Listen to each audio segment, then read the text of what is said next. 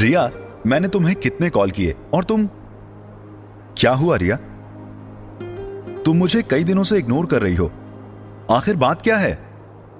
हाँ तो इग्नोर नहीं करूँ तो और क्या करूँ ध्रुव? एक लड़की को रोज के बुके, व्हाट्सएप पर इमोजी और मॉल में फिल्म और पॉपकॉर्न के अलावा और चीजों की भी जरूरत होती है। मैं समझा नहीं रिया, तुम कहना क्या चाहती हो? क्या तुम हमारे रिलेशनशिप से खुश नहीं हो?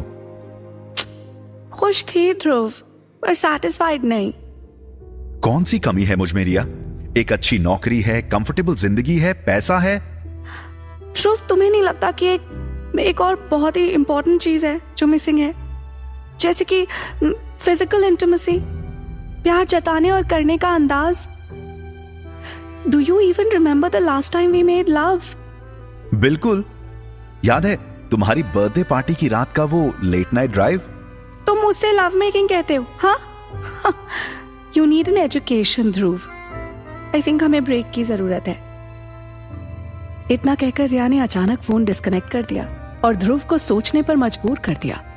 ध्रुव एक हैंडसम और सक्सेसफुल नौजवान था। उसे समझ नहीं आ रहा था कि आखिर उसमें कमी थी क्या। तो मुझे एजुकेशन की जरूरत है, यानी कि मुझे पता ही नहीं कि एक लड़की से प्यार कैसे करते हैं, उसे इजहार करने का फिजिकल अंदाज क्या होता है। चलो ठीक है, वहीं चलता हूं जहां ज्ञान का भंडार मिलता है। ध्रुव गाड़ी में बैठा और शहर की एक अच्छी लाइब्रेरी में दाखिल हुआ। रात के अंधेरे में सिर्फ एक टेबल लैंप की रोशनी के नीचे एक किताब हॉल के बीचों बीच एक मेज पर रखी हुई थी। ध्रुव ने चारों ओर नजर मारी तो पाया कि कोई भी स्टाफ इस वक्त वहां मौजूद नहीं था। वो टेबल पर पहुंचा और उसने देखा कि किताब पर धूल जमा थी, और जैसे ही ध्रुव ने उस पर फूंक मारी तो एक तिलस्मी पाउडर उसके चेहरे पर आ गिरा, जैसे कई जुगनू एक साथ अंधेरे में जल उठे हों। इससे पहले कि ध्रुव किताब का नाम पढ़ पाता, उसे एक आवाज सुनाई दी, ध्रुव। सुनसान रात में एक औरत की आवाज ने ध्रुव को एकदम चौंका दिया। हाँ? कौन है आप और मेरा नाम कैसे जानती हैं? मैं इंसान के दिल में बसे हर एक जज्बात को बखूबी जानती हूं और ये भी जानती हूं कि तुम्हें क्या परेशानी सताए जा रही है। आखिर आप हैं कौन? मैं हूं प्रेम की देवी और इस पुराने और नायाब ग्रंथ की सूत्रधार, जिसे कहते हैं काम सूत्र। अच्छा, वही किताब ना जिसमें सेक्स करने के कई तरीके बताए गए हैं। क्या किस्मत है मेरी यार, आज ही ब्रेकअप हुआ है और आज ही आपसे मुलाकात भी हो गई। ध्रुव, मैं सिर्फ संभोग ही नहीं बल्कि इंसान के साइकोलॉजिकल, फिजिकल और स्पिरिचुअल प्लेजर की भी इष्ट देवी हूं। आओ सुनो, मैं तुम्हें क्या बताती हूं। अपनी पार्टनर को खुश और सैटिस्फाई करने के उपाय से लेकर अपने प्रेम संबंध में खुशहाली लाने के मैं तुम्हें सिखाऊंगी तरीके। क्या आपका मतलब कि मैं रिया को वापस पा सकता हूं? अगर तुमने मेरे बताए उपायों, तरीकों और स्वभाव को अपनी निजी जिंदगी में उतारा ना, तो न सिर्फ रिया तुम्हारी होगी बल्कि तुम्हारे फिजिकल और स्पिरिचुअल बॉन्ड में भी तुम एक नयापन पाओगे। पर ध्यान रहे, काम सूत्र भारत के इतिहास, संस्कृति और परंपरा का एक अटूट अंग है, और ये जितना सेक्स के बारे में आपको ज्ञान देता है, उतना ही आपको अपनी पार्टनर का सम्मान और उसे बराबर का हक देने की भी बात करता है। तो बताइए इष्ट देवी, मैं अपनी फिजिकल रिलेशनशिप को कैसे बेहतर कर सकता हूं? जैसा मैंने कहा ध्रुव, जानने के लिए ये लाजमी है कि तुम्हें काम सूत्र का इतिहास मालूम हो।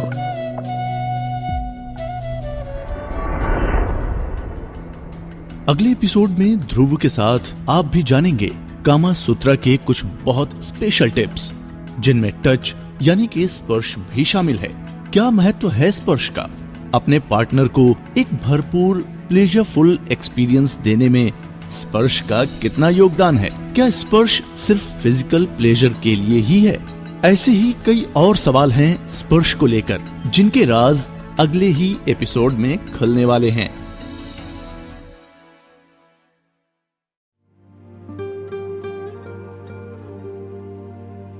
ध्रुव अपनी सेक्स लाइफ बेहतर करने के लिए उत्सुक था।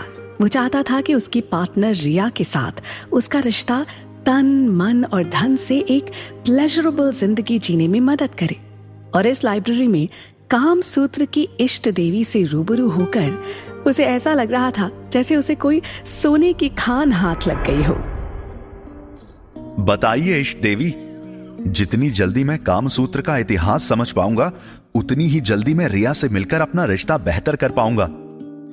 तो सुनो ध्रुव, आचार्य वात्स्यायन द्वारा लिखा गया ये ग्रंथ भारतीय ज्ञान और संस्कृति का ऐसा अनमोल और अनूठा अध्याय है जो सदियों से लोगों द्वारा पढ़ा और सिखाया गया है। इसकी रचना कब और कैसे हुई थी? इसकी रचना कब हुई, इस बारे में बहुत सारे विद्वानों ने अलग अलग राय दी है। इस ग्रंथ को लेकर कई विचारधाराएं प्रचलित हैं, जिनके अनुसार इसे कुछ 1.5 से 2,500 साल पहले रचा गया था, ऐसा माना जाता है।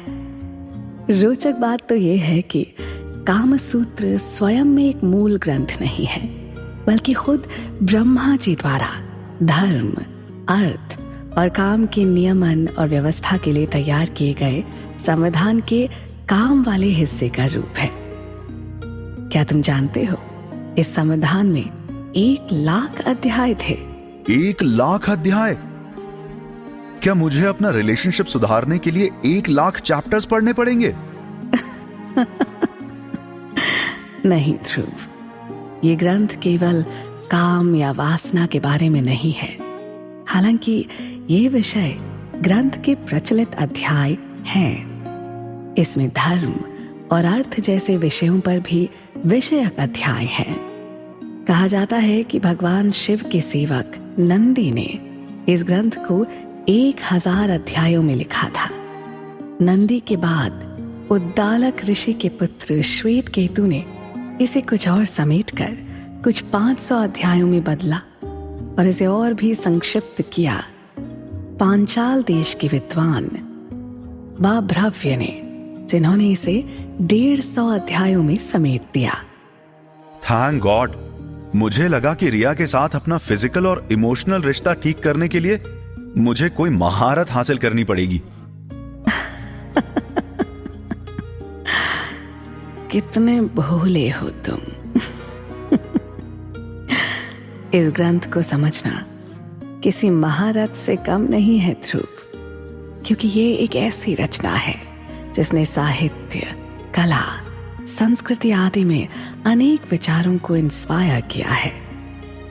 अगर तुमने राजस्थानी कलम में रचित अनेक चित्र नहीं देखे तो कम से कम खजुराहो की वर्ल्ड फेमस मूर्तियों को तो जरूर देखा होगा। इसके अलावा सदियों से ये ग्रंथ अनगिनत कवियों के प्रसिद्ध लेखों के लिए प्रेरणा का स्रोत भी रहा है। अरे हाँ, खजुराहो को कौन नहीं जानता।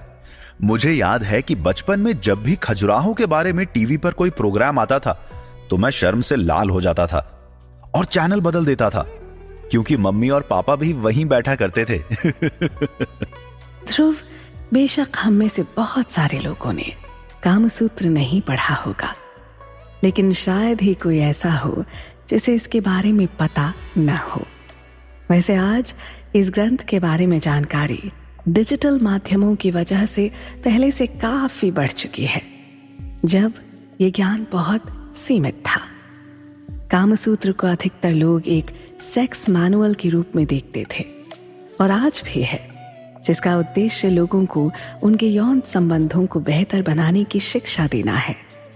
लेकिन असल में इसकी अलग अलग धाराएं भी हैं।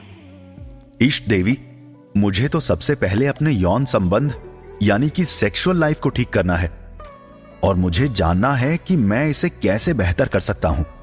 क्या इस ग्रंथ में ऐसे उपाय हैं? क्या इसमें कुछ टिप्स या गाइडेंस भी हैं जिसे अपने निजी जिंदगी में उतारकर मैं रिया को भी खुश कर सकूं और एक हेल्दी पार्टनरशिप को एंजॉय कर सकूं? तुम्हारे सभी सवालों का जवाब इसी ग्रंथ के छठे अध्याय में है ध्रुव। कामसूत्र का छठा अध्याय ज्यादातर प्रेम और वासना पर केंद्रित है। इसमें आचार्य ने विस्तार से बताया है कि एक अच्छे अनुभव के लिए कौन से सामान्य गुण जरूरी होते हैं और एक कपल के इसमें कर्तव्य क्या होते हैं। इसमें ये सब बातें हैं और इसमें यह भी बताया गया है कि महिलाओं को किन स्थितियों में किस प्रकार के पुरुषों के साथ सहवास करना चाहिए या नहीं करना चाहिए, अपने प्रेमी के साथ उनका व्यवहार कैसा हो आदि। अरे यही तो मैं जानना चाहता हूं। तो बताइए शुरुआत कहां से और कैसे करनी चाहिए। ध्रुव, जब तुम रिया से अपने प्रेम का इजहार करते हो तो कैसे करते हो? इष्ट देवी, मैं अरे इसमें शर्माने की कोई बात नहीं है ध्रुव। तुम एक बालिक युवक हो और मैं कामसूत्र की इष्ट देवी। एक गुरु और छात्र में कोई हिचकिचाहट नहीं होनी चाहिए। यही ज्ञान प्राप्त करने का सबसे उचित तरीका है। जी, मैं रिया को अक्सर उसके हाथ या गाल पर चूमकर अपना प्रेम दर्शाता हूं। कभी तुमने सोचा है कि स्त्री और पुरुष में सबसे बड़ा अंतर क्या होता है? जी, हमारे शरीर अलग हैं। ठीक कहा तुमने। जहां पुरुषों में टेस्टोस्टेरोन की वजह से सेक्सुअल ड्राइव काफी फिजिकल होती है, वहीं महिलाओं में ये एक फिजिकल एक्सपीरियंस होने के साथ साथ एक बहुत ही इमोशनल और स्पिरिचुअल एक्सपीरियंस होता है। तो बताओ ध्रुव, एक महिला को सैटिस्फाई करने के लिए वो कौन सी चीजें हैं जो उसे इन दोनों एक्सपीरियंसेस को प्लेजरेबल बनाने के लिए सबसे जरूरी है? Let me think. क्या सीए कुछ है जो मैं नहीं कर रहा? तुम्हारा जवाब है स्पर्श, यानी टच। टच? मैं तो हमेशा रिया को टच करता हूं। यानी कि टच के बिना प्रेम कैसे किया जाता है? ठीक कहा तुमने ध्रुव। तुम टच तो करते हो, लेकिन किस तरह? क्या तुम सब्र के साथ रिया को स्पेशल फील करवाते हो? उसे ये एहसास दिलाते हो कि तुम उसके तन और मन की पूजा करते हो? यही तो प्रेम पाश का असली तरीका है। अब आपने इस बात का जिक्र किया है तो मुझे याद आया कि मैं हमेशा जल्दी में रहता हूं। रिया का अक्सर मुझे यह कहना है कि उसे और वक्त चाहिए, लेकिन मैं उसे वो दे नहीं पाता। बिल्कुल। स्पर्श के साथ साथ यौन मिलाप में ऐसी कई और चीजें हैं जिन्हें सीखकर इस नेचुरल बायोलॉजिकल प्रोसेस का भरपूर आनंद उठाया जा सकता है। तो बताइए इष्ट देवी, बताइए मुझे वो सारे राज जिन्हें मैं अपने यौन जीवन में पिरो सकता हूं। सिर्फ स्पर्श ही प्रेम दर्शाने का एकमात्र तरीका नहीं है। ऐसे और भी कई इशारे, मूव्स, टेक्निक्स और अप्रोच हैं जिससे आप अपने पार्टनर को यौन मिलाप यानी कि सेक्सुअल इंटरेक्शन के दौरान सेटिस्फाई कर सकते हैं। स्पर्श यानी टच के अलावा कौन से हैं ये स्पेशल टेक्निक्स? कहीं आप कुछ ऐसी स्पेशल टिप मिस तो नहीं कर रहे हैं जिससे आप अपनी सेक्सुअल एक्सपीरियंस पूरी तरह से एंजॉय नहीं कर पा रहे हैं? उन टिप्स को जानने के लिए चलिए हमारे साथ अगले एपिसोड में।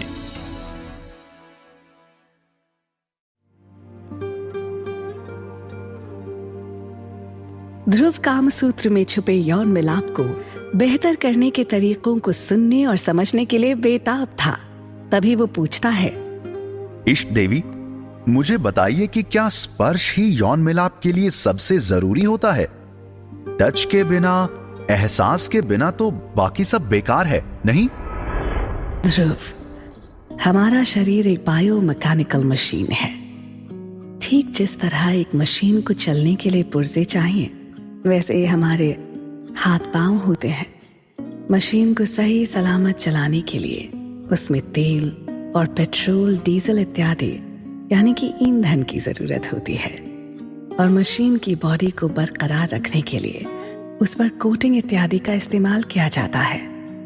अरे, हमारी बॉडी है या कोई कार? मानव शरीर बायोमैकेनिकल है ध्रुव, जिसमें मेंटल, मस्कुलर और स्केलेटल ताकत बहुत जरूरी होती है। इन तीनों का सही सलामत काम करना और मिश्रण ही यौन मिलाप में भी काफी जरूरी हो जाता है। सबसे पहले यौन मिलाप एक फिजिकल एक्टिविटी होता है, इसलिए हमारी हड्डियों और मांसपेशियों का बना रहना काफी जरूरी होता है। इसके लिए हमें एक पौष्टिक आहार यानी कि बैलेंस डाइट लेनी काफी जरूरी होती है। आहार पुरुषों में टेस्टोस्टेरोन और महिलाओं में ईस्ट्रोजन रसायनों, जो कि सेक्सुअल हेल्थ के लिए सबसे जरूरी है, इसके उत्पादन के लिए महत्वपूर्ण है। इष्ट देवी, मैं तो अपने फिटनेस का काफी ध्यान रखता हूं। मैं खेलता हूं, जिम जाता हूं और मेरा डाइट भी काफी अच्छा है। मेरी कोई बुरी आदतें नहीं है, स्मोकिंग, ड्रिंकिंग इत्यादि। तो इनके अलावा वो और कौन सी चीजें हैं जिससे मैं अपने प्यार का इजहार कर सकता हूं? इस ग्रंथ में बताया गया है ध्रुव कि यौन संबंध एक प्राकृतिक और मनोवैज्ञानिक प्रक्रिया है, जिसमें प्रेम और संबंधों की महत्वपूर्ण भूमिका होती है। हमारे यौनिक जीवन के कई पहलुओं का इसमें विस्तार से वर्णन हुआ है, जैसे कि श्रृंगार यानी कि ग्रूमिंग या ब्यूटिफिकेशन। शरीर के सुंदर होने का ये मतलब है कि व्यक्ति तंदुरुस्त है, वो आकर्षक होने के साथ साथ ताकतवर यानी कि फिट भी है। दरअसल आजकल की मॉडर्न लाइफस्टाइल, जैसे कि बुरा खाना पीना और बाकी आदतों की वजह से हमारे शरीर पर मोटापे की एक परत उग जाती है, जो कि हमारी सुंदरता को छुपा देती है। उम्र के साथ साथ हमारा सिस्टम धीमा हो जाता है और कई लोग तो इम्पोटेंस का शिकार भी हो जाते हैं, यानी कि वो अपनी सेक्सुअल ड्राइव तक खो देते हैं। जरा सोचो ध्रुव, यौन मिलाप के आनंद जैसा नेचुरल गिफ्ट हम अक्सर बुरी आदतों की वजह से खो देते हैं, जो कि प्रेम और अनुराग की भावना स्पर्श पर आधारित होती है। अब क्योंकि प्रेम और अनुराग की भावना स्पर्श पर आधारित होती है, तो एक विभत्स शरीर को कौन छूना चाहेगा? सौंदर्य, संगीत, गंध और स्पर्श को और मजबूत बनाने के लिए बहुत जरूरी होता है। आखिर शरीर के माध्यम से किस प्रकार प्रेम की भावना को एक्सप्रेस किया जा सकता है? जब तुम रिया से मिलते हो ध्रुव, तो सबसे पहले क्या करते हो? मैंने बताया ना, मैं उसके करीब जाता हूं और मैं उसका हाथ या गला चूमता हूं। उससे भी पहले तुम दोनों के बीच कुछ ऐसा होता है जिससे तुम दोनों करीब आ जाते हो। वो क्या है? जरा सोच कर बताओ।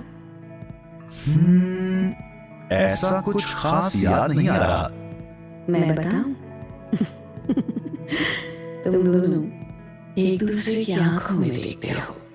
यही तो प्रेम का, यौन मिलाप का सबसे पहला और सबसे जरूरी स्रोत है। यस, जब भी मैं रिया को देखता हूं तो ना जाने कितने सारे एहसास मुझे एक साथ छू लेते हैं।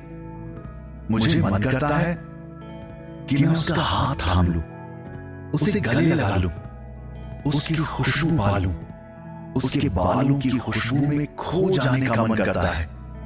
एग्जैक्टली। स्पर्श केवल फिजिकल नहीं होता। यौन मिलाप एक शारीरिक एक्सपीरियंस होने के साथ साथ एक साइकोलॉजिकल और स्पिरिचुअल अनुभव भी होता है। इसके साथ साथ तुम दोनों की उंगलियों का एक साथ मिलना, वो हल्की सी गुदगुदी, एक दूसरे की बाहों को जकड़ना, गले मिलकर कुछ ना कुछ कहना, ये सब सेक्सुअल बॉन्डिंग का एक जरूरी भाग है, जिसे हम फोरप्ले कहते हैं। इनके साथ साथ अपने पार्टनर के साथ एक मधुर वाणी यानी कि सॉफ्ट और सेंशुअल वॉइस में बात करना, उसके कान में विस्पर करना, हमारी सांसों का मिलना, शरीर की गर्माहट और एहसास, दिल की धड़कनें इत्यादि सभी सेक्सुअल प्लेजर को हाइटन करती हैं। इष्ट देवी, कामसूत्र में बताए गए और किन-किन उपायों को हम यौन मिलाप में इस्तेमाल कर सकते हैं? स्पर्श के अलावा इस ग्रंथ में उद्दीपन यानी कि स्टिमुलेंट्स का भी वर्णन है, जिनके अनुसार मदिरा पदार्थों का उपयोग किया जा सकता है जो सेक्सुअल ड्राइव को बूस्ट करते हैं। सेक्सुअल यूनियन यानी कि लिंगों के स्पर्श के बारे में भी इस ग्रंथ में विस्तार से बताया गया है, जिसके जरिए प्रेमी दोनों अपनी आवश्यकताओं को पूरा करते हैं। इसके अलावा और भी कई तरीके हैं जिनकी इस ग्रंथ में एक्सप्लेनेशन दी गई है।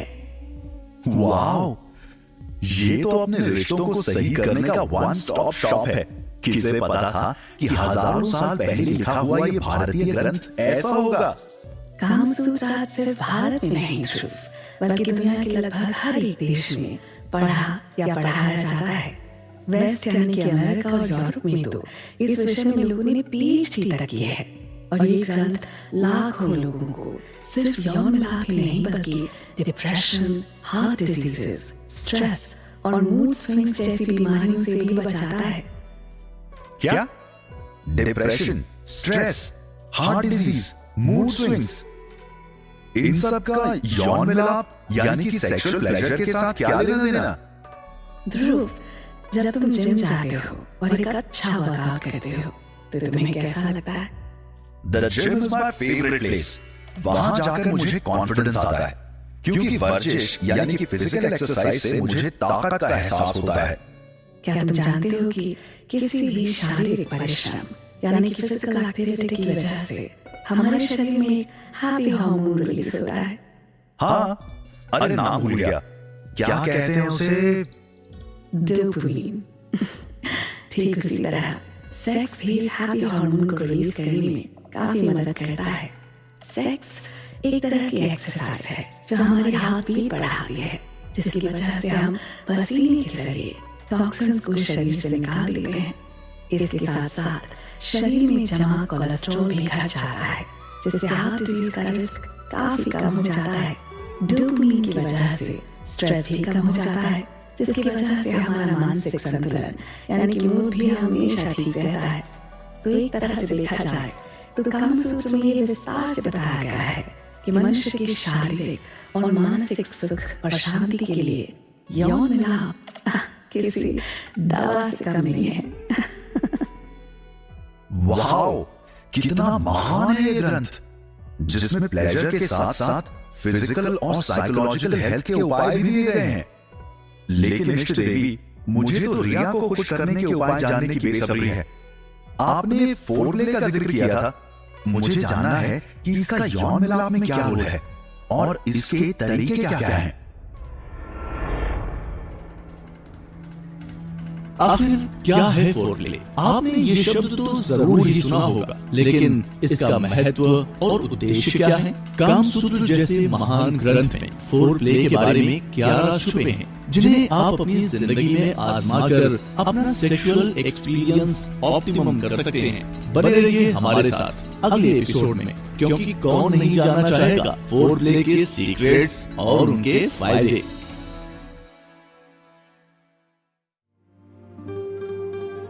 ध्रुव धीरे धीरे चीजों को समझने लगा था। अब वो बेसब्री से जानना चाहता था कि फोरप्ले का क्या और कितना बड़ा रोल है हमारी सेक्सुअल लाइफ में। देखो ध्रुव, किसी भी काम को करने से पहले हमें तैयारी कर लेनी चाहिए, क्योंकि हमारी तैयारी पर ही हमारी मेहनत सफल होती है ना? और प्यार के इजहार में भी थोड़ी मेहनत तो करनी ही पड़ेगी। तो यौन मिलाप के सफर में ऐसे कौन से काम की तैयारी करनी चाहिए जो दोनों प्रेमियों को भरपूर आनंद देती है? कामसूत्र में पूर्व चरित्र यानी कि फोरप्ले को काफी महत्व दिया गया है। फोरप्ले यौन मिलाप के स्वर्ग का वो रास्ता है जो खासकर आपकी महिला पार्टनर को इस अनुभव का एक अच्छा एहसास और प्लेजर देने में सबसे जरूरी होता है। तो अगर आप चाहते हैं कि आपकी पार्टनर सेक्सुअल इंटरकॉर्स से पहले पूरी तरह उत्तेजित या आरास हो जाए तो फोरप्ले करना सीख लीजिए। फोरप्ले कोई काम थोड़ी है इष्ट देवी, ये तो प्यार जताने का एक तरीका हुआ ना। बिल्कुल, लेकिन जैसे किसी भी काम को सही तरह से करने में एक अच्छी शुरुआत का बहुत बड़ा किरदार होता है, वैसे ही यौन मिलाप में भी पूर्व चरित्र यौन संबंध के आनंद को भरपूर बनाने के लिए बहुत जरूरी है, और स्त्री के लिए तो ये अत्यंत जरूरी है, क्योंकि जैसा कि मैंने पहले बताया था, पुरुष के लिए सेक्स एक फिजिकली प्लेजरेबल एक्टिविटी हो सकती है, लेकिन महिला के लिए ये एक फिजिकल, साइकोलॉजिकल और स्पिरिचुअल प्लेजर का जरिया होती है। नए कपल्स अक्सर सेक्स को लेकर ज्यादा उत्साहित और चिंतित भी रहते हैं। सही कहा आपने।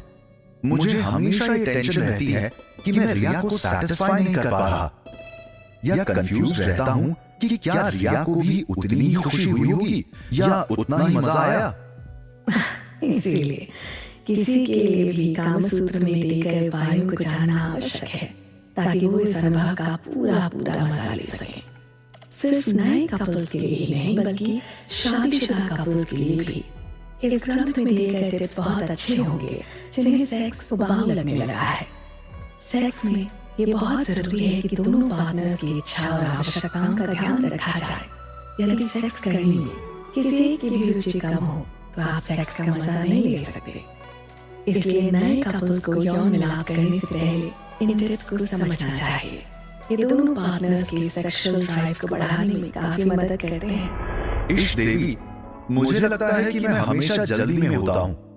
क्या मैं कुछ गलत कर रहा हूं या नॉट डूइंग इनफ? इसमें सही और गलत नहीं है ध्रुव, बल्कि अपने पार्टनर को भी यौन मिलाप का भरपूर सुख देने की बात है। फोरप्ले सेक्स की शुरुआती कड़ी है। कामसूत्र के अनुसार फोरप्ले में एक्चुअल इंटरकॉर्स से पहले अपने साथी को गले लगाना और उसके शरीर को महसूस करना शामिल है। लेकिन ये गले लगाना सामान्य गले लगाने से अलग होना चाहिए। कामसूत्र के अनुसार गले लगते समय आपको अपनी भुजाओं को कम और अपने पूरे शरीर को ज्यादा इस्तेमाल करना चाहिए, क्योंकि ऐसा करने से आप अपने पार्टनर के शरीर को छूने, रगड़ने, दबाने आदि का मौका पाते हैं और उसे भी ये मौका मिलता है।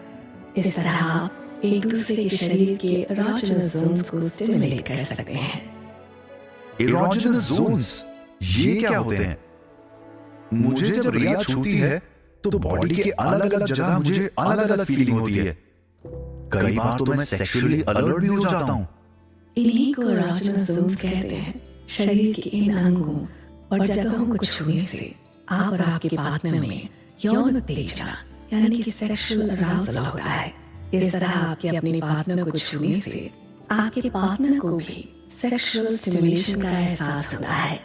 इसलिए गले लगते समय अपने शरीर के अन्य हिस्सों का ज्यादा और हाथों का कम से कम उपयोग करना चाहिए। इसके अलावा आप चुम्बन भी ले सकते हैं। देवी, मुझे एक पुरुष होकर अपने इरोजेनस जोन्स के बारे में तो मालूम है, लेकिन ये क्या एक महिला में भी होते हैं? क्यों नहीं होंगे? पुरुष और महिला के यौन मिलाप से ही तो सेक्स के अनुभव का सुख प्राप्त होता है। तो मुझे बताइए कि महिला के इरोजेनस जोन्स कौन से होते हैं?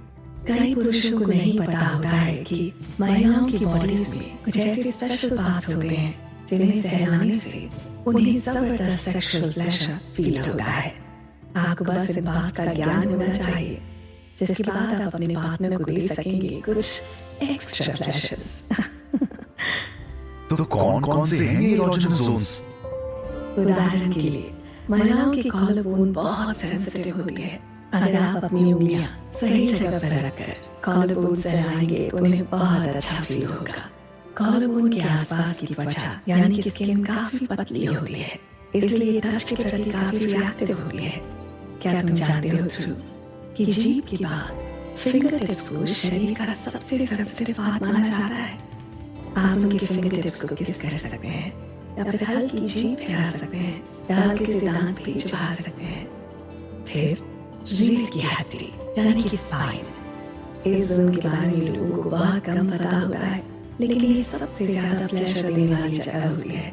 आप उनकी स्पाइन पर आहिस्ता से किस कर सकते हैं, या हल्के से प्लेजर के साथ एक उंगली उनकी स्पाइन पर नीचे तक फिरा भी सकते हैं। प्लेजर देने के अंगों में कान काफी कॉमन है। उनके कान में आहिस्ता से मीठी बातें करें, उन्हें किस या ईयरलूप पर हल्के से काट लें। बस उनका मूड बन जाएगा। ये सब तो सही है, पर मुझे शुरुआत कहां से करनी चाहिए?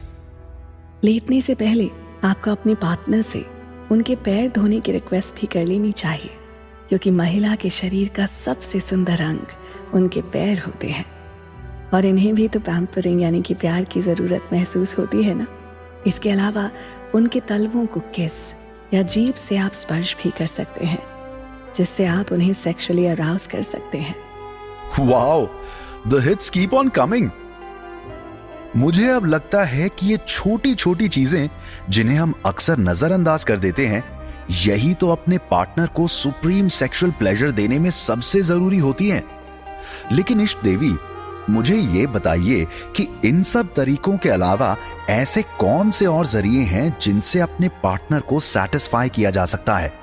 ध्रुव को कामसूत्र के जरिए अपनी सेक्सुअल रिलेशन को बेहतर बनाने के कई उपाय मिल रहे थे। साथ ही उन्हें ऐसा ज्ञान भी मिल रहा था जो कि उन्हें अपनी ही तरह के कई और लोगों की तरह नहीं पता था। दोस्तों, जहां दो पार्टनर्स का मिला होना हो, वहां गिव एंड टेक के रूल का चलना तो तय ही है। वो कहते हैं ना कि आजादी भी कुछ नियमों के तहत ही पूरी तरह से महसूस की जा सकती है। तो बस आपको भी अगर अपने पार्टनर के साथ सेक्स का भरपूर आनंद उठाना है और उनको भी एक प्लेजरेबल सेक्सुअल प्लेजर देना है, तो आने वाले एपिसोड में बताए जाने वाले उन टिप्स को सुनना और आजमाना न भूलिएगा, जो कि आपकी सेक्स लाइफ को 4 चांद लगा देगा। क्योंकि अगर पार्टनर खुश तो आप भी खुश।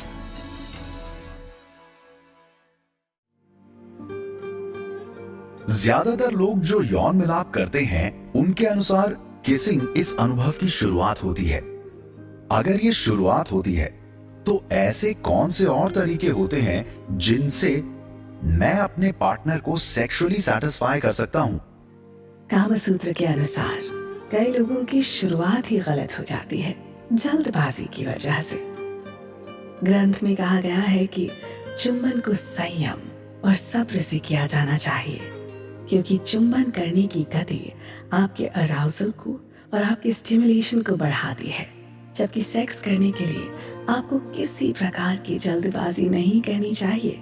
नए कपल्स अक्सर इस प्रकार की गलतियां कर बैठते हैं, जिससे उन्हें लंबे समय तक यौन मिलाप में बने रहने में असुविधा हो सकती है। इसलिए फोरप्ले करते समय आपको धीरे धीरे किस करनी चाहिए। आप अपनी इच्छा के अनुसार अपने साथी के शरीर में कहीं भी किस कर सकते हैं, लेकिन आपको अपने साथी के उन अंगों का पता लगाना चाहिए जहां उन्हें अधिक यौन उत्तेजना प्राप्त होती है। जैसे कि इंटरकॉर्स से पहले आपको आपके साथी के शरीर और इच्छाओं की पूरी जानकारी होनी चाहिए। इसके अलावा मिलाप से पहले आप अपने साथी को एक टैंटलाइजिंग मसाज देने की कोशिश करें। ऐसा करना आपके साथी को स्टिमुलेट करता है। आप उसके अराउजल को भी फील करें, उसके स्तनों को दबाएं और सहलाएं। इस तरह से आप दोनों एक दूसरे के एरोजेनस जोन्स को स्पेशल तरीके से स्पर्श कर सकते हैं। जैसा मैंने पहले कहा, दोनों के शरीरों में कुछ ऐसे पॉइंट्स होते हैं जो सेक्सुअल अराउजल को बढ़ा सकते हैं। महिलाएं अपने पुरुष साथी के बालों की मालिश कर सकती हैं या उनकी गर्दन को किस कर सकती हैं, जबकि महिलाओं के स्तनों को सहलाना और उन्हें धीरे धीरे चूमना उन्हें काफी उत्तेजित करता है। मैंने बहुत बार देखा है कि रिया अपने नाखूनों का इस्तेमाल करती है। क्या इसीलिए महिलाएं उन्हें बढ़ाकर रखती हैं? Now you're getting naughty, Dhruv. हमारी स्किन बहुत सेंसिटिव होती है और इंटरकॉर्स से पहले महिलाएं अपने पार्टनर को पूरी तरह से सुख देने के लिए अपने नाखूनों का उपयोग करती हैं। अपने नाखूनों का उपयोग करके वो अपने प्यार का इजहार करती हैं और उनके एरोजेनस जोन्स को दबा सकती हैं या खरोच सकती हैं। आमतौर पर ऐसा उस समय किया जाता है जब सेक्स तीव्र और अपने चरम पर होता है। ये एक अच्छी टिप है कि आप अपने नाखूनों का उपयोग सेक्स की शुरुआत में नहीं करें। अच्छा इष्ट देवी, कई बार ऐसा होता है कि पहले आप में ही गाड़ी निकल जाती है। If you know what I mean. Sexual pleasure हासिल करने के लिए दोनों पार्टनर्स का अराउज्ड या सक्रिय होना जरूरी होता है। कामसूत्र के अनुसार मिलाप करते समय केवल पुरुषों को ही नेतृत्व या लीड नहीं करना चाहिए। ग्रंथ में ऐसा कहा गया है कि महिला को बिस्तर पर लेटना चाहिए, लेकिन इसका मतलब ये भी होता है कि महिलाओं को यौन क्रिया के दौरान अपने साथी के साथ पूरी तरह से सक्रिय और आक्रामक रहना चाहिए। यानी कि वो पैसिव नहीं बल्कि एक्टिव रहें। लेकिन इस आक्रामकता का मतलब आपके साथी को चोट पहुंचाना नहीं है। यह आक्रामकता आपकी यौन भावना को स्टिमुलेट करने में सहायक होती है। जब आक्रामकता होती है और जब हमारे गर्दन पर निशान पड़ जाता है, तो कई बार जब मैं अपने दोस्तों से मिलने जाता हूं तो वो मेरे गर्दन पर निशान देखकर मुझ पर हंसते हैं और मुझे काफी शर्मिंदगी महसूस होती है। क्यों? तुमने कोई जुर्म नहीं किया ध्रुव, किसी की चोरी नहीं की या किसी को मारा नहीं।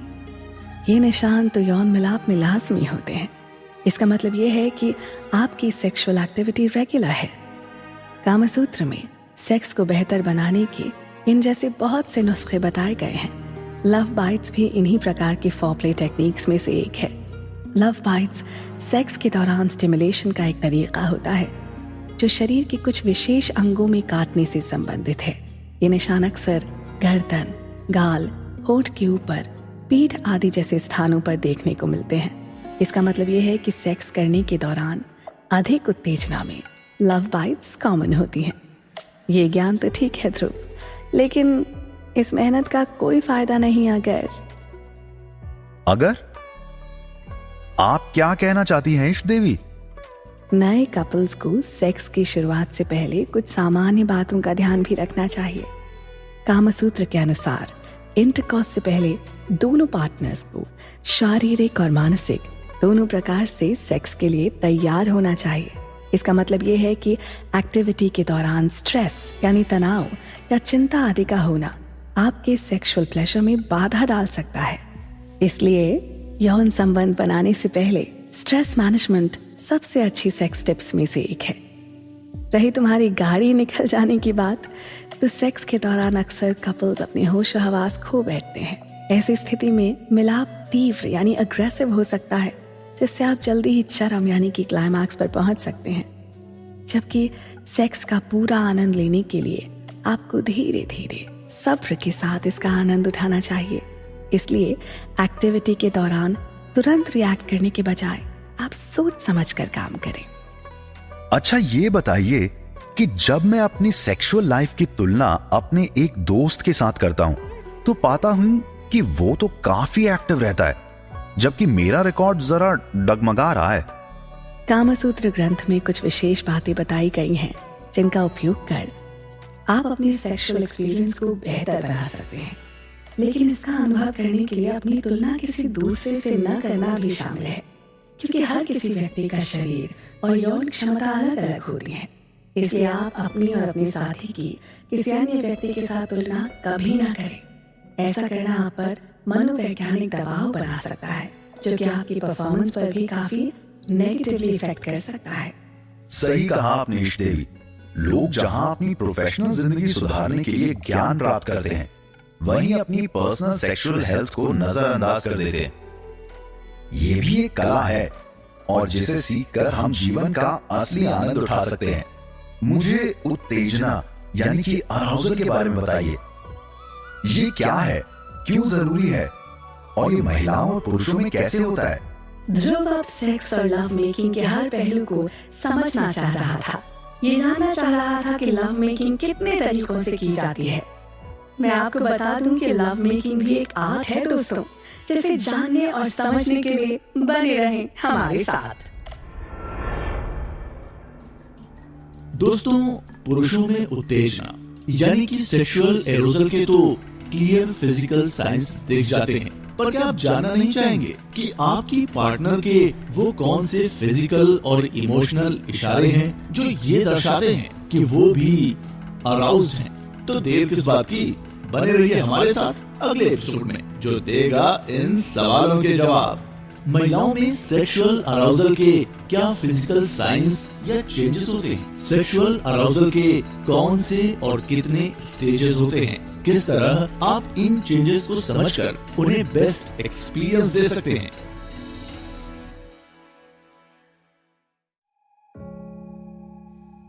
मेरी बात को ध्यान से समझो ध्रुव।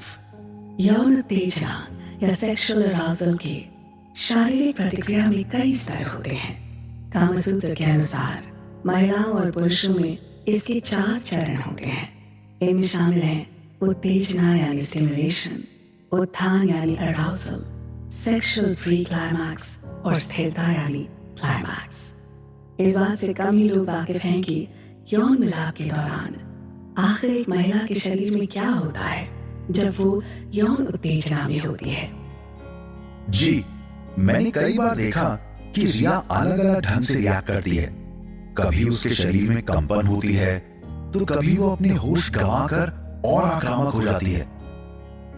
मुझे कई बार ये समझ में नहीं आता कि वो किस स्टेज पर है और इसी वजह से भी मेरी गाड़ी कई बार छूट जाती है। मुझे चरणों में समझाइए, ये क्या माया है? चरण 1, कामोत्तेजना या उत्तेजना यानी कि सेक्सुअल एक्साइटमेंट। जब एक महिला उत्तेजित या अराउज हो जाती है तो ऐसी स्थिति में उनके जननांगों यानी जेनिटल्स में खून का सर्कुलेशन बढ़ जाता है। इतना ही नहीं, उनकी योनि की दीवारों में भी खून का प्रवाह तेज हो जाता है, जिससे द्रव्य इसमें से गुजरता है।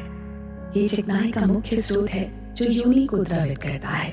बाहरी जननांग या योनि मुख, जिसे हम क्लिटोरिस भी कहते हैं, योनि का ऊपरी हिस्सा और लेबिया के भीतरी और बाहरी भाग खून की आपूर्ति में तेजी आने के कारण थोड़ी सूज जाते हैं। इसके साथ ही शरीर के अंदर योनि के ऊपरी हिस्से का विस्तार होता है। इस स्टेज में महिला के नब्ज और सांसें तेज हो जाती हैं और उसका ब्लड प्रेशर बढ़ जाता है। सेक्सुअल अराउजल के चलते एक महिला की छाती उष्ण यानी कि आकार में बड़ी हो सकती है। ऐसा उसके खून के सर्कुलेशन के बढ़ने के कारण होता है। हाँ, ये अक्सर होता है कि रिया की सांसें भी भारी हो जाती हैं। दूसरा चरण यानी कि सेकंड स्टेज कौन सा होता है इश देवी? चरण 2, यौन उत्थान। इस स्थिति में योनि के निचले भाग में खून का प्रवाह सबसे ज्यादा हो जाता है। इस कारण योनि का निचला क्षेत्र सूजने के साथ स्थिर हो जाता है। इसे इंट्रोइटस कहा जाता है। कभी कभी इसे ऑर्गेज्मिक प्लेटफॉर्म के रूप में भी जाना जाता है, जो कामोत्तेजना या सेक्सुअल अराउजल के दौरान लगातार किए जाने वाले स्टिमुलेशन से होता है। इस स्थिति में एक महिला के स्तनों का आकार 25% तक बढ़ सकता है। महिला के निपल्स के करीबी हिस्से में खून का प्रवाह भी बढ़ जाता है, जिससे वो कम उभरे हुए दिखाई देते हैं। कामोत्तेजना के चरम या सेक्सुअल क्लाइमैक्स को पाने के लिए इस स्तर पर लगातार पर्याप्त यौन उत्तेजना का होना जरूरी है। ये सारे बदलाव तो प्लेजरफुल होने के साथ साथ साइंटिफिक भी हैं। मुझे नहीं पता था कि सेक्सुअल प्लेजर में इतने सारे फैक्टर्स का एक साथ मेल कितना जरूरी होता है। आपसे ये ज्ञान पाकर मैं वाकई धन्य हो गया हूं। मुझे तीसरे चरण के बारे में बताइए। चरण 3, कामोत्तेजना का तीसरा चरण है ऑर्गेज्म। सेक्सुअल प्लेजर का चरम सुख यौन तनाव का एक तीव्र और एक इंटेंस एहसास है जो पहले चरण में पैदा होता है। अधिकांश महिलाएं उस समय का अनुभव नहीं करती हैं जो पुरुष अराउजल के चरम की बात करते हैं। एक महिला को सैटिस्फैक्शन का एक और चरण प्राप्त हो सकता है अगर वो फिर से उत्तेजित या अराउज या स्टिमुलेट हो। महिलाओं को हर बार सेक्स करने पर इंटरकॉर्स के चरम का सुख नहीं मिलता है। ज्यादातर महिलाओं के लिए कामोत्तेजना के चरम को पाने में सेक्स से पहले एक दूसरे के साथ किए गए अंतरंग क्रियाकलाप या फोरप्ले की भूमिका अहम होती है। इसमें शामिल है उत्तेजित करने वाले हिस्से को सहलाना और भगनासा या क्लिटोरिस को उत्तेजित करना। ये तो 3 स्टेजेस हो गए इश देवी, लेकिन यौन मिलाप का चौथा और आखिरी चरण कौन सा होता है और ये क्यों जरूरी है? चौथा चरण है यौन स्थिरता। ये वो स्थिति है जब महिला का शरीर धीरे धीरे अपनी सामान्य स्थिति में लौट आता है। उनके अंगों की सूजन कम हो जाती है और उनकी सांस और हृदय गति भी हल्की हो जाती है। इस स्टेज को सही वक्त देना जरूरी है क्योंकि ये एक फिजिकल एक्सपीरियंस के बाद एहसास किए जाने वाले साइकोलॉजिकल प्लेजर का एक अहम जरिया है। इसीलिए कहते हैं कि सेक्स के तुरंत बाद अपने पार्टनर को छोड़कर नहीं जाना चाहिए। इससे आप दोनों को मानसिक सुखों का पूरी तरह से एहसास नहीं होता। याद रहे कि यौन मिलाप सिर्फ एक फन या प्लेजरेबल एक्टिविटी ही नहीं, बल्कि आपके मानसिक संतुलन, रिलेशनशिप और पार्टनरशिप के लिए भी बेहद जरूरी होता है। इससे दोनों पार्टनर्स और करीब आ जाते हैं और एक सुखी जीवन व्यतीत करते हैं। दोनों के बीच मनमुटाव मिट जाता है और स्ट्रेस और मूड स्विंग्स जैसी प्रॉब्लम्स भी नहीं होती। कितने अलग हैं पुरुष और महिला के शरीर, लेकिन दोनों के एक होते ही जैसे एक नेचुरल बायोलॉजिकल प्रोसेस कंप्लीट हो जाता है। हम दोनों के शारीरिक बदलाव भिन्न हैं। जहां महिला को चरम से पहले फोरप्ले की जरूरत होती है, वहीं हमें पेनिट्रेशन की उत्सुकता। इश देवी, मुझे बताइए कि किस तरह महिला यौन मिलाप के दौरान आक्रामक हो सकती है। मेरा मतलब है कि किस तरह वो अपने पार्टनर को अपने प्लेजर के लिए कंट्रोल कर सकती है और कैसे पुरुष उसे। ध्रुव के सवाल और कामसूत्र से मिलता ज्ञान उसे और क्यूरियस बना रहा था। धीरे धीरे वो सेक्सुअल एक्टिविटी को एक स्पिरिचुअल और साइकोलॉजिकल नजर से भी समझने लगा था। उसे सेक्स के अलग अलग पहलुओं का ज्ञान मिल रहा था। साथ ही साथ महान ग्रंथ कामसूत्र से उसे कई नए टिप्स भी मिल रहे थे, जिन्हें वो अपने रिश्ते को सुधारने में आजमाना चाहता था। तो चलिए कामसूत्र के साथ आगे के सफर पर।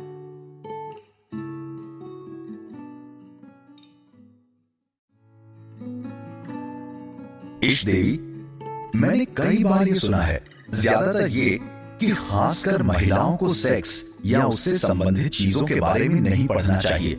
ऐसा क्यों है? और महिलाएं किस तरह यौन मिलाप में पुरुषों की तरह आनंद ले सकती हैं? ध्रुव, वात्स्यायन के ग्रंथ कामसूत्र में स्त्री पुरुष के शारीरिक संबंधों के बारे में विस्तार से और खुलकर लिखा गया है।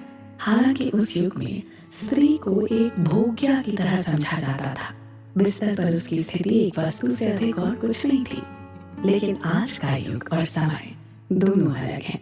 आज स्त्रियां भी खुलकर अपने पार्टनर से अपनी यौन इच्छा के बारे में बात कर सकती हैं, अपनी इच्छा अनुसार सेक्स कर सकती हैं, अपनी पसंद नापसंद के बारे में बता सकती हैं। और तो और अब पुरुष भी महिलाओं की इच्छा का सम्मान करने लगे हैं। तो क्यों ना एक नजर मारी जाए सेक्स को लेकर वर्तमान समय में स्त्रियों के नजरिए पर। तो क्या तुम जानते हो कि कामसूत्र में 7 अध्याय हैं, जिसमें 6 अध्याय पुरुषों के लिए और 1 अध्याय महिला सेक्स वर्कर्स के लिए लिखा गया है। वात्स्यायन ने स्त्रियों को 64 कलाओं जैसे पुरुषों को लुभाने, रिझाने, नृत्य, संगीत, अदाएं दिखाने में माहिर होने की सीख दी है, जिससे कि वो पुरुषों को ज्यादा से ज्यादा अपनी ओर आकर्षित कर सकें। वात्स्यायन ने पुरुषों को भी स्त्रियों को लुभाने, फुसलाने की कला सिखाई है और संसर्ग के विभिन्न आसनों के बारे में जानकारी भी दी है। पुस्तक में दिए गए सेक्स आसनों को अपनाकर सेक्स का भरपूर आनंद लिया जा सकता है।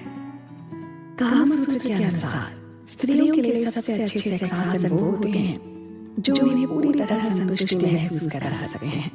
स्त्री अपने पुरुष साथी की गोद में बैठे, दोनों का चेहरा आमने सामने हो, जिससे संभोग की क्रिया या एक्टिविटी आसान बने। इस स्थिति में सेक्स के दौरान पुरुष अपनी महिला साथी के स्तनों, गर्दन, गले, कान के पीछे, होठों पर किस कर सकता है। उसकी पीठ को हल्के हाथों से मसाज कर सकता है।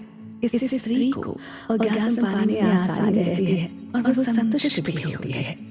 दूसरे सेक्स आसन में अगर पुरुष अपनी महिला साथी के स्तनों पर अपने शरीर का भार न डालने की सावधानी बरते, तो पुरुष ऊपर और स्त्री नीचे वाले सेक्स आसन भी सही हैं।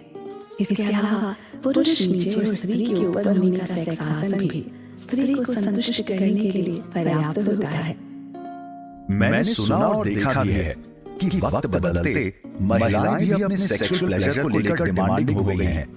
जहां एक वक्त था कि वो अपनी इच्छाएं साफ जाहिर नहीं कर पाती थी, वहीं आज वो अपने पार्टनर्स के साथ ये सब ओपनली बिना झिझक डिस्कस कर सकती हैं। आज के जमाने में महिलाएं अपनी रोजमर्रा की जरूरतों को लेकर आवाज उठा रही हैं।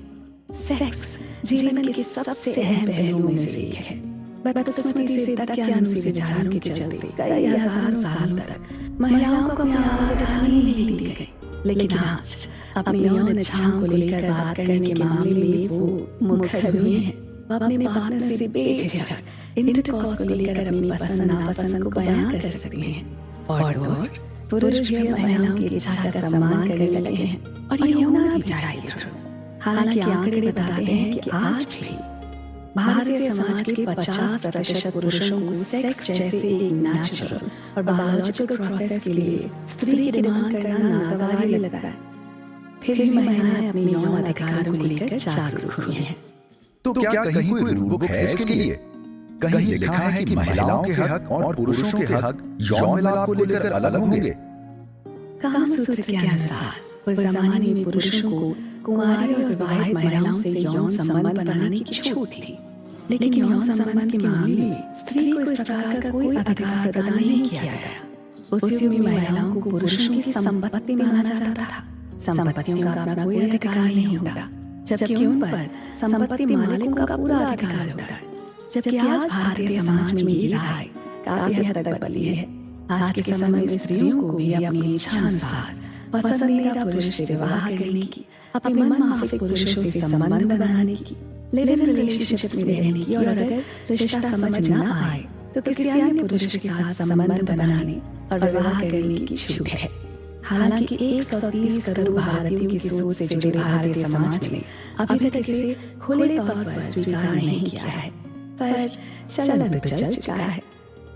इष्ट देवी, कई मूर्तियां और प्राचीन पेंटिंग्स में हम महिला को महिला के साथ और पुरुष को पुरुष के साथ यौन मिलाप की अवस्था में देखते हैं। तो क्या होमोसेक्सुअलिटी के बारे में भी कामसूत्र में बताया गया है? सेक्स स्त्री पुरुष को समान रूप से आनंद देता है, लेकिन क्रिया की समाज में मर्यादा और सीमा कायम की गई है। उस पर धार्मिक तथा सामाजिक स्तर पर संयम की लगाम भी है। साइंस का दावा है कि संयम न हो तो सेक्स व्यक्ति की मृत्यु बन सकता है। कामसूत्र जैसे महान ग्रंथ के रचयिता महर्षि वात्स्यायन ने संभोग के आनंदों को अभिमानिक माना है, पर महर्षि ने काम शास्त्र में समलैंगिक संबंधों का कोई जिक्र नहीं किया है। महिलाओं को किस तरह के पुरुष ज्यादातर पसंद आते हैं? स्त्रियों को पुरुषों का प्यार करने का ढंग, उनका ध्यान रखना, सेक्स के दौरान हिंसक व्यवहार न करना आकर्षित करता है। प्रत्येक पुरुष को चाहिए कि वो अपनी स्त्री को मानसिक, शारीरिक और भावनात्मक रूप से सैटिस्फाइड रखे। पुरुष के प्यार करने का अंदाज नेचुरल, सॉफ्ट, सरल और कोमलता से भरा होना चाहिए। सेक्स के दौरान उसे अपने पार्टनर के साथ जल्दबाजी से नहीं बल्कि एक आदर्श साथी की तरह से ट्रीट करना चाहिए। उससे जबरदस्ती करने के बजाय उसकी सहमति से उसके साथ संबंध बनाना चाहिए। तभी स्त्री पुरुष दोनों को भरपूर आनंद मिलता है और क्लाइमैक्स की प्राप्ति होती है। अच्छा इष्ट देवी, मुझे पता है कि महिलाओं की तुलना में पुरुषों की पोटेंसी या सेक्सुअल ड्राइव ज्यादा लंबी होती है। महिलाएं कब तक सेक्सुअली एक्टिव रह सकती हैं? आज के समय में 16 साल की उम्र से ही लड़कियां और लड़के सेक्सुअली एक्टिव होते दिख रहे हैं, और 65 साल की आयु में भी महिलाएं बच्चों को जन्म दे रही हैं। इसलिए वर्तमान समय में सेक्सुअल लाइफ के एक्टिवनेस को लेकर कोई समय सीमा तय नहीं की जा सकती। आज के समय में लोग अपनी हेल्थ और फिटनेस के प्रति भी जागरूक हुए हैं, इसलिए भी उनकी सेक्सुअल हेल्थ की सीमा बढ़ गई है। पहले माना जाता था कि स्त्रियां 40 के बाद सेक्सुअली पोटेंट या एक्टिव नहीं रहती, लेकिन आज की धारणा बिल्कुल बदल चुकी है। आजकल तो महिलाएं 40 के बाद ही बच्चों को जन्म दे रही हैं। इतना सब कुछ जानने के बाद ध्रुव के मन में और भी कई सवाल उठ रहे थे जो हर कोई जानना चाहता है। अगर आप भी उन्हीं में से एक हैं जो चाहते हैं अपनी लाइफ में कंप्लीट सेक्सुअल सैटिस्फैक्शन, तो बने रहिए हमारे साथ इस सफर में।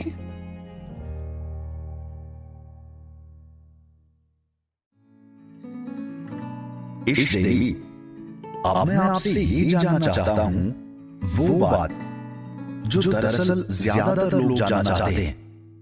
प्लेजर के नजरिए से और सेक्सुअल परफॉर्मेंस के नजरिए से कौन सा ऐसा तरीका है या पोजीशंस हैं जो कि महिला और पुरुष दोनों को यौन मिलाप में अत्यधिक उत्साह और सुख देते हैं?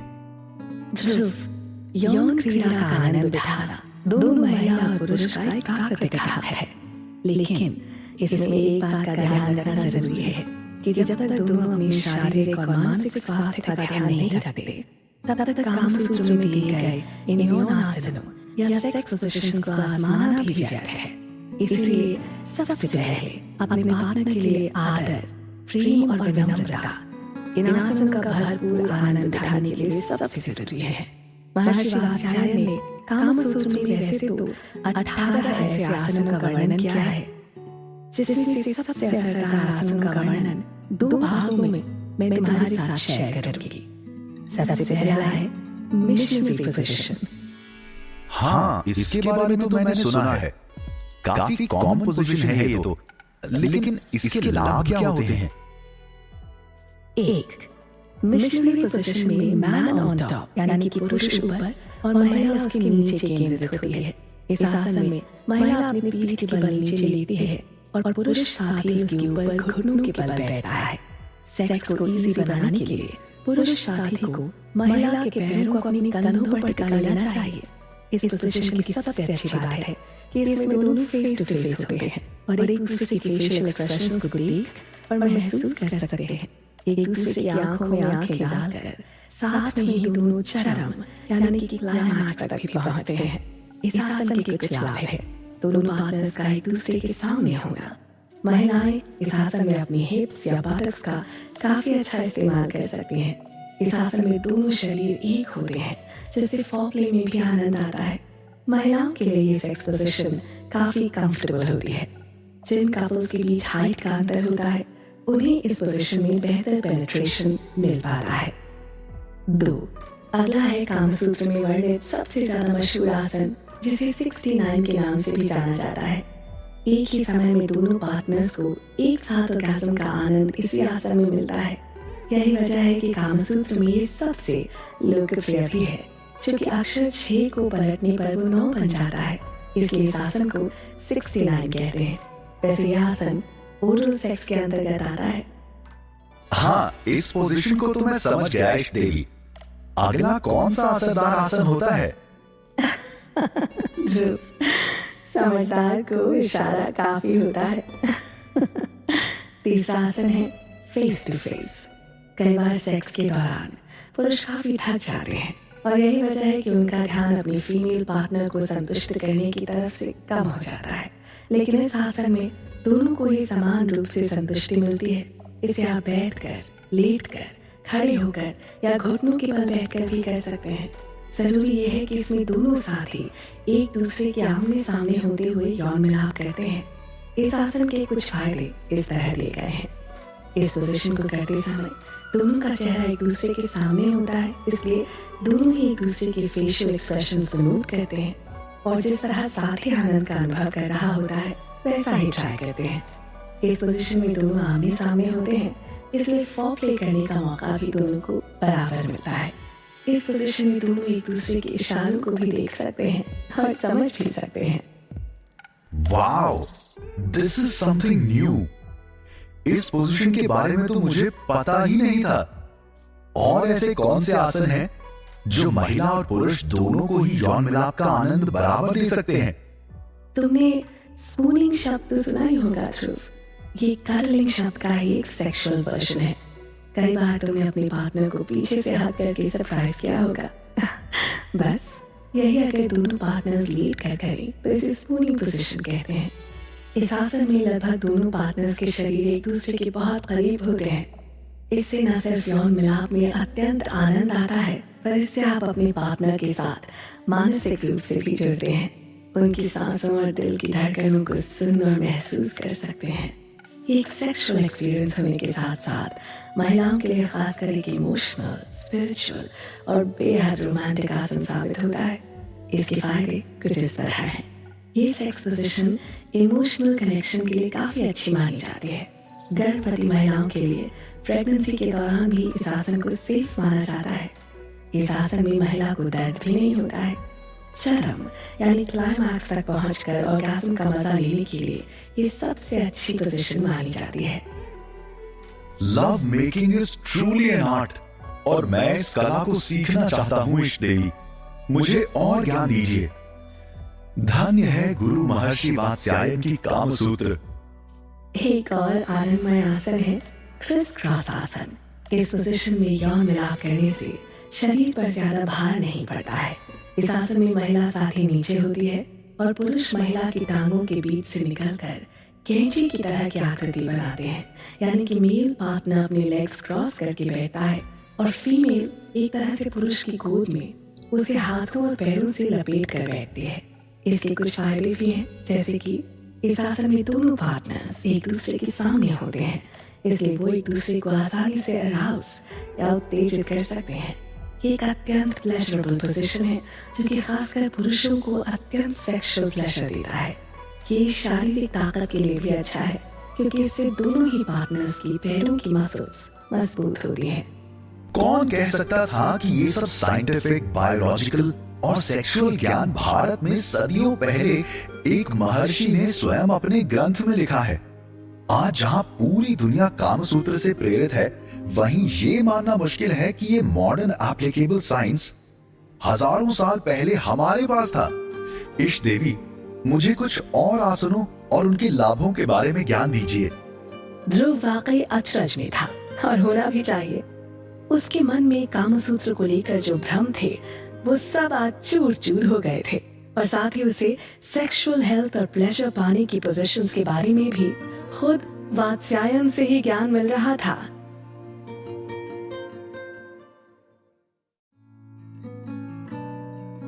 ध्रुव इष्ट देवी से कुछ पूछते पूछते रुक गया। उसे अपना अगला सवाल पूछने में झिझक महसूस हो रही थी। लेटिंग माई इमेजिनेशन रन वाइल्ड। पर इश देवी, क्या कोई आसन ऐसा भी है जिसका भरपूर आनंद दोनों पार्टनर्स खड़े होकर भी उठा सकते हैं? क्या तुम्हारा इशारा स्टैंडिंग पोजीशन से है ध्रुव? ये याद रखना कि बिना सवाल किए कोई ज्ञान हासिल नहीं हो सकता। There is nothing like a wrong question. ये आसन खासतौर पर तब किया जाता है जब आप कहीं बाहर होते हैं, यानी कि बेडरूम उपलब्ध ना हो और आप कपड़े पहने ही यौन मिलाप का मजा लेना चाहते हैं। इसमें सेक्स के दौरान दोनों साथी एक दूसरे के बिल्कुल सामने खड़े होते हैं। खड़े होकर सेक्स करने की एक और पोजीशन भी है जिसमें महिला साथी पुरुष साथी के कंधों को दोनों हाथों से पकड़कर लगभग पुरुष की गोद में बैठ जाती है और पुरुष साथी की कमर में अपने पैरों को क्रॉस कर लेती है। स्टैंडिंग सेक्स पोजीशन के कई फायदे होते हैं, जैसे कि यह आसन काफी आरामदायक होता है क्योंकि इसमें पुरुष साथी महिला साथी को दीवार से सटाकर परफॉर्म कर सकता है। इस पोजीशन में महिला साथी को एक अलग ही प्लेजर महसूस होता है। इस स्थिति में महिला के जी स्पॉट को पूरी तरह से टच किया जा सकता है, जिससे सेक्स में इंटेंसिटी भी बढ़ती है। ये पोजीशन ओरल सेक्स करने के लिए भी उपयुक्त होता है। इस स्थिति में महिला के पैर दीवार से टिके होते हैं, जिस वजह से पुरुष साथी को धक्के लगाने में आसानी होती है। इस पोजीशन में महिला का पूरा वजन पुरुष साथी पर आ जाता है, इसलिए महिला चाहे तो पीछे किसी टेबल पर बैठ सकती है, जिससे ये क्रिया थकाने वाली ना हो और पूरा आनंद आ सके। ये तो जरूर ट्राई करूंगा। शायद इसी की कमी थी मेरी सेक्स लाइफ में, वैरायटी की। शायद रिया को भी हमारे रिलेशनशिप में फिजिकल और सेक्सुअल नयापन भा जाए। यही तो नया बात है वात्स्यायन के कामसूत्र की ध्रुव, कि जब तक तुम्हें अपने पार्टनर के प्रति इज्जत, कद्र और प्यार है, तब तक तुम इस महान ग्रंथ में दिए गए उपायों, टिप्स और पोजीशंस का भरपूर आनंद उठा सकते हो। अगला आसन जानना चाहोगे ध्रुव? बिल्कुल। ये एक ऐसा आसन है जो कि सेक्सुअल प्लेजर देने के साथ साथ दोनों पार्टनर्स के लिए एक अच्छा जिम सेशन भी बन जाता है। अगर मैं कहूँ कि इस आसन के जरिए दोनों बहुत सारी कैलोरीज बर्न कर सकते हैं, तो तुम क्या कहोगे? वैसे सेक्स में जितनी इंटेंसिटी उतनी ही मेहनत लगती है, इसीलिए मैं समझ सकता हूँ कि कुछ पोजीशंस व्यायाम यानी कि शारीरिक फुर्ती के लिए एडवांटेजेस भी हो सकती हैं। बिल्कुल, और साथ ही ये पोजीशन महिलाओं को काफी पसंद भी होती है क्योंकि इसमें महिलाएं कंट्रोल में होती हैं। जैसा कि इसके नाम से ही पता चल रहा है, काउ गर्ल, यानी कि इसमें सारी सत्ता महिला के पास होती है और वो ये डिसाइड कर सकती है कि वो कितनी तेजी से यौन मिलाप करती है। काउ गर्ल सेक्स पोजीशन में पुरुष अपनी पीठ के बल लेटता है और महिला अपने मेल पार्टनर के ऊपर होती है, लेकिन उल्टी तरफ फेस करती है, जिससे उसकी छाती के बजाय पुरुष उसकी पीठ और नितंब को देख सकता है। इस आसन के फायदे इस तरह से हैं। अगर पुरुष साथी का वेट ज्यादा है तो ये पोजीशन महिलाओं के लिए सबसे कंफर्टेबल होती है, इस आसन में महिलाएं अपने मेल पार्टनर को आसानी से फोरप्ले के द्वारा उत्तेजित करती हैं। इस आसन में शरीर के लोअर एब्डोमिनल, पेल्विक मसल्स और पैरों की मांसपेशियों को मजबूती भी मिलती है। इस आसन में यौन मिलाप करने में महिलाओं को काफी मेहनत करनी पड़ती है, जिसके परिणाम स्वरूप वो इस क्रिया से 200 कैलोरीज तक बर्न कर सकते हैं, जबकि पुरुष भी 40 से 50 कैलोरीज बर्न कर सकते हैं। इन आसनों के अलावा कामसूत्र में वैलेंटाइन्स पोजीशन का भी जिक्र मिलता है, जो कि काफी भावुक स्थिति माना जाता है। इस पोजीशन में आप अपने साथी को प्यार से सीने से लगाकर उनके साथ यौन मिलाप कर सकते हैं, लेकिन ध्यान रहे इस आसन में आप आक्रामक या बहुत ज्यादा उत्तेजक नहीं बन सकते। ये काफी इमोशंस को व्यक्त करने वाला आसन होता है। महिलाएं इसमें अपने साथी की गोद में क्रॉस पैर की पोजीशन में बैठें। उनकी गोद में अपना पूरा प्यार न्यौछावर करते हुए वो अपने साथी के चारों ओर लिपट कर और एक दूसरे को गले लगाकर मिलाप का आनंद उठा सकते हैं। कामसूत्र में एक और स्पेशल आसन का वर्णन है, जिसे मैजिक माउंटेन के नाम से भी जाना जाता है। ये पोजीशन ज्यादातर लोग सेक्स और भी ज्यादा इंटेंस बनाने के लिए अपनाते हैं। एक दूसरे के बेहद करीब पैरों को एक दूसरे के पैरों में फंसाकर और बैठकर इसमें यौन मिलाप किया जाता है। इस पोजीशन के लिए आपको अपने पार्टनर के साथ बैठना होगा। इस आसन में आप एक दूसरे के बहुत करीब होते हैं और 1 इंच की भी दूरी नहीं होती। आप इस पोजीशन में अपने पार्टनर में तन और मन दोनों तरह से सिमट जाते हैं और काफी रोमांच का आनंद उठा सकते हैं। वाह इष्ट देवी, इतने बड़े ज्ञान का भंडार है महर्षि वात्स्यायन का लिखित ये महान ग्रंथ। इतना सब जान लेने के बाद मेरी उत्सुकता आसमान छू रही है। क्यूरियोसिटी उस सज्जन के बारे में जानने की, महर्षि वात्स्यायन के बारे में सुनने और समझने की। जरूर ही वे अपने समय के दिग्गजों में गिने जाते होंगे। कहां जन्मे थे ये महापुरुष, जिन्होंने मॉडर्न सेक्सुअल साइंस को इतनी बारीकी से समझा और परखा, और सेक्स के फिजिकल से लेकर बायोलॉजिकल, स्पिरिचुअल, इमोशनल और मेटाफिजिकल नजरियों को भी देखा और जाना, वो भी ऐसे जमाने में जब साइंटिफिक रिसर्च ना के बराबर हुआ होगा। ये कहना पूरी तरह से सही नहीं ध्रुव कि महर्षि वात्स्यायन के समय साइंटिफिक रिसर्च नहीं थी, वरना हमारे कई और दिग्गजों ने तो बाकी दुनिया से पहले चांद तारों, planets, solar system, Ayurveda, surgery और मैकेनिकल और एप्लीकेबल साइंसेस जैसे कि एस्ट्रोनॉमी, मैथमेटिक्स और फिजिक्स, यहाँ तक कि पॉलिटिक्स पर ग्रंथ नहीं लिखे होते, है ना? मुझे महर्षि वात्स्यायन के बारे में बताइए कि वो कौन थे, कहाँ रहते थे, किस समय में रहते थे और उन्होंने कब कामसूत्र लिखा। ध्रुव अब उन सारे तरीकों से वाकिफ था जो उसे और उसके पार्टनर को एक सेक्सुअल सैटिस्फैक्शन के साथ साथ मेंटल और स्पिरिचुअल सुख भी दे सके, और वो जान गया था कि बॉडी के साथ साथ माइंड को कैसे एक्सप्लोर किया जाए। इन सारी सेक्सुअल पोजीशंस को जानकर वो बहुत ही एक्साइटेड और खुश था, और शायद आपको भी इसे सुनकर और समझकर कामसूत्र के अद्भुत ज्ञान की प्राप्ति हुई होगी।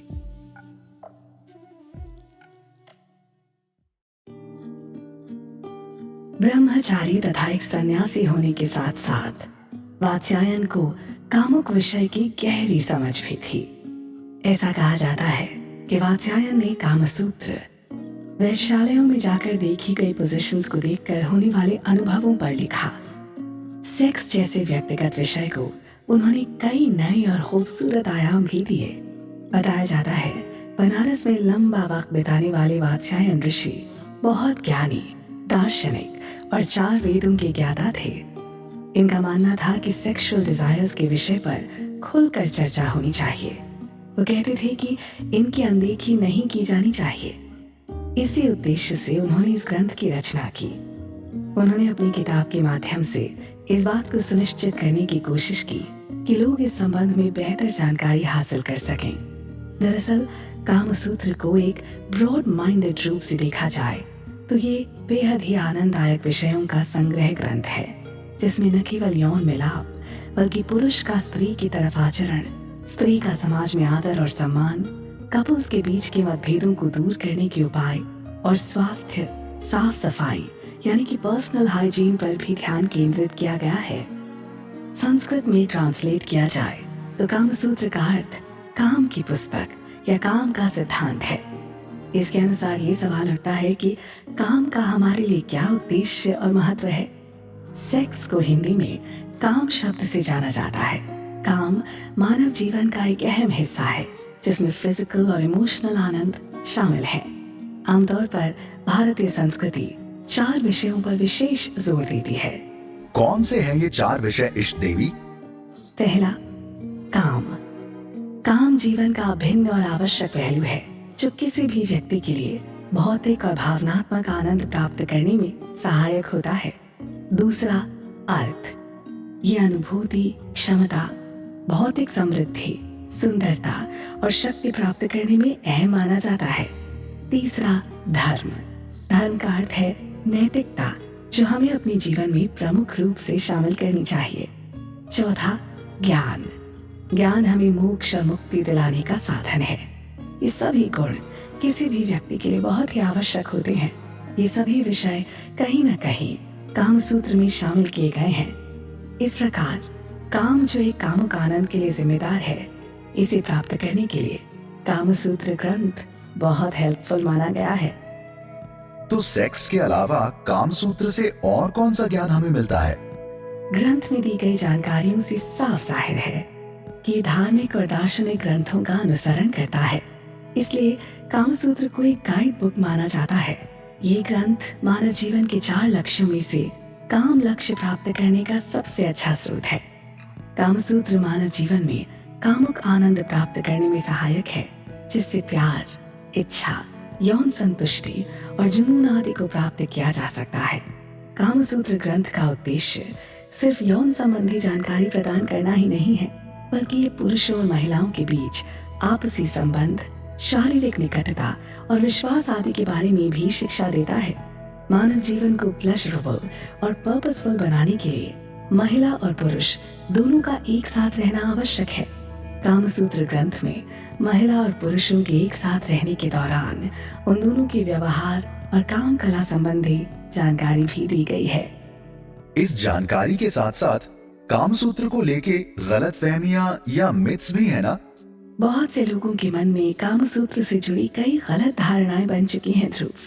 कुछ लोगों का मानना है कि एक वल्गर या अश्लील ग्रंथ है, जबकि ऐसा बिल्कुल नहीं है।